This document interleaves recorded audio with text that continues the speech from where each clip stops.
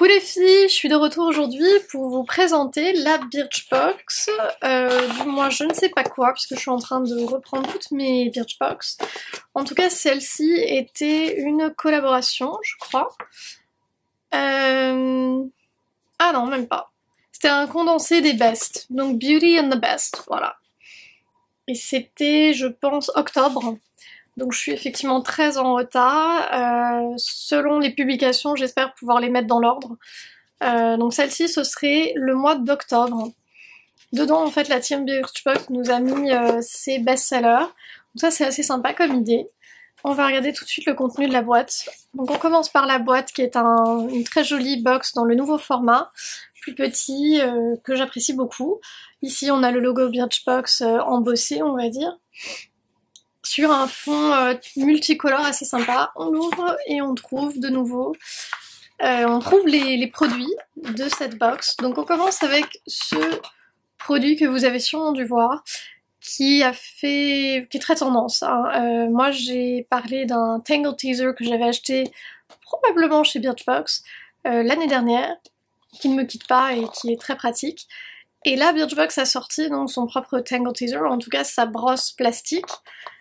Comme ceci, donc moi je l'ai reçue en couleur orange, je sais qu'elle existe en plusieurs coloris que vous avez ici, donc en 3 couleurs, le orange, le vert et le bleu. Un peu comme leur pochette d'été je crois, ils ont un peu décliné les mêmes couleurs, donc on est sur des couleurs un petit peu pastel. Qu'est-ce que je peux dire de cette brosse? Je l'ai déjà utilisée, je l'ai déjà testée puisque la box je l'ai depuis plusieurs mois. Je n'aime pas. Je n'aime pas du tout cette brosse à picots alors que le Tangle Teaser je l'aime bien. Tout simplement parce que en fait les picots sont très rigides et je trouve ça assez désagréable à utiliser et je n'y retrouve pas l'effet du Tangle Teaser qui est que ça ne se bloque pas dans les nœuds etc. Alors que celle-ci un peu. Donc moi je ne suis pas convaincue par ce produit. On continue. Là il s'agit d'un produit de la marque Hugens qui est un shampoing pour cheveux secs au ylang ylang qui est réparateur pour les cheveux abîmés. Bon, le problème c'est que ylang ylang ça sent très fort, donc à voir. C'est un petit 30 ml, un petit format pour découvrir ce produit. Qu'est-ce que je peux vous en dire? La brosse coûte 10 € sur le eShop. Je trouve ça beaucoup trop cher pour ce que c'est, donc non, je ne la rachèterai pas. Ou je ne l'achèterai pas du tout. Enfin, j'en ai déjà une et on va dire que je m'en sers pas. Ça, le 250 ml est à 15,90 € sur le eShop. Là j'ai un petit format. On continue. Ici j'ai un produit Caudalie qui est un sérum fermeté, le Resveratrol, qui est un petit format 10 ml que je n'ai pas encore testé. Tiens, on va le tester ensemble. Ouh, pipette très. Je sais même pas comment utiliser ce truc. Bon, on va faire un swatch sur l'autre main. Pardon. On va faire un swatch sur l'autre main, donc je vais déposer un petit peu du produit. Ce serait un sérum fermeté, donc a priori anti-âge. J'avais dit que j'étais pas intéressée, mais bon, tant pis. Ils sont très forts, comme souvent les produits Caudalie. Ouais, il sent la vigne, il sent le raisin, etc. Ce produit est vendu... On n'a pas d'infos, ça c'est bizarre. Ça c'est la première fois. Aucune info. Donc a priori c'est un échantillon, mais ils le vendent pas sur le eShop. Étrange. Peut-être qu'ils se sont trompés, je sais pas, en tout cas j'ai pas d'infos. Ça c'est un 10 ml, je vais le tester, mais bon, j'utilise pas les produits anti-âge, donc ça ne m'intéresse pas vraiment.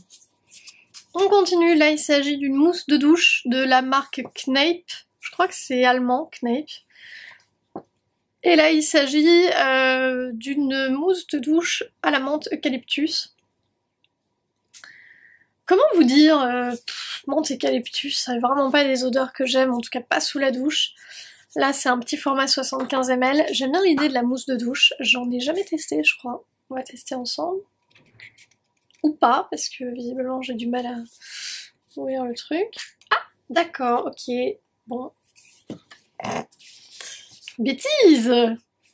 Je viens d'en mettre sur ma brochure. D'accord, bon, alors le dosage est difficile. Vraiment, j'ai peur de rien. J'aurais dû faire ça dans la... Oh là. Bon, d'accord. Ça sent la menthe, l'eucalyptus, vous savez quoi, je vais revenir parce que là je vais le nettoyer, c'est dégueulasse. Je m'amuse tout en faisant ces vidéos si vous saviez. Bon voilà, test complètement foiré, fail total, ce produit est à utiliser uniquement sous la douche, je reviens. Je suis de retour après cette mésaventure de la mousse de douche à la menthe eucalyptus de la marque Kneipp. Je suis allée me nettoyer parce que j'en avais plein le bras. Et en tout cas ça sent encore. Bon, peut-être que je pourrais donner ça à un représentant masculin. En tout cas moi, je n'aime pas ce genre d'odeur. Après, pour le produit, pourquoi pas, c'est fun. Mais l'odeur, vraiment, c'est pas possible. Moi, je n'aime pas du tout. Je vais essayer de lire du coup ce qui est marqué. Le 200 ml est vendu 7,50€ sur les shops, donc c'est pas très cher.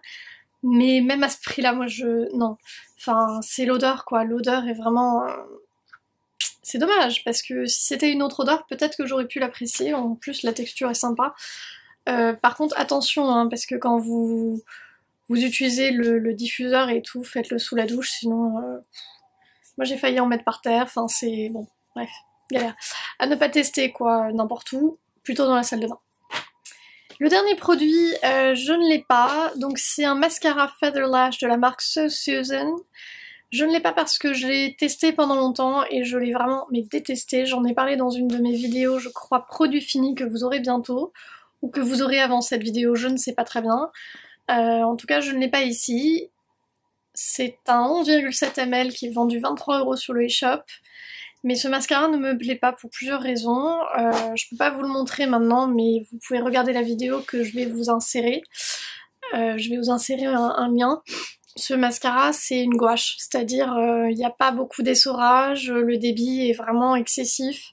Il ne sèche pas, mais vraiment au bout de 12 heures de le porter toute la journée, il ne sèche toujours pas. Je ne l'aime pas du tout, il se nettoie mal.